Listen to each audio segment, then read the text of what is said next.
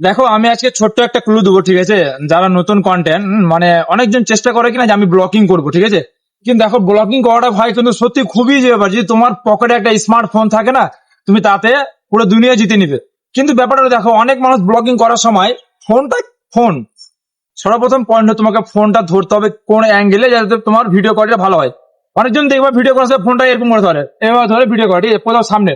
Actually সামনে video করলে পরে না অনেক অসুবিধা, কারণ তুমি পিছনের লোকজন দেখাতে পারবে না। হয় তোমাকে একদম ব্যাক করতে হবে, হয়তো এরকম করতে হবে, সব থেকে বড় মুশকিল। সব থেকে প্রথম পয়েন্ট হলো ভিডিও করে দেবে, যখন তুমি ভিডিও করবে ফোনটাকে প্রথমে অ্যাঙ্গেল এভাবে ধরো। এই দেখো, আমি ক্যামেরা অন করছি, 1 মিনিট।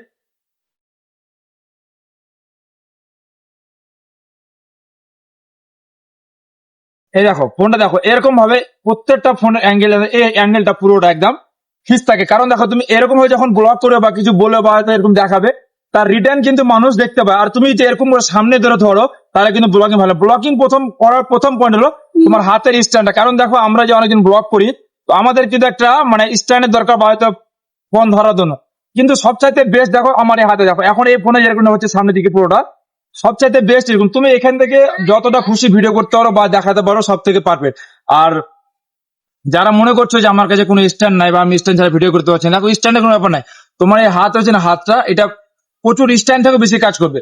তুমি চাইলে ঘোরাতে পারো, ধরতে পারো ফোনের, ঠিক আছে? দেখো, খুব ইজি ব্যাপার, খুবই ইজি। কিন্তু মানুষ বলে যে আমার মানে ব্লগিং করতে গেলে আমার একটা ভালো স্ট্যান্ডের প্রয়োজন বা ভালো হয়তো একটা মাইকের প্রয়োজন।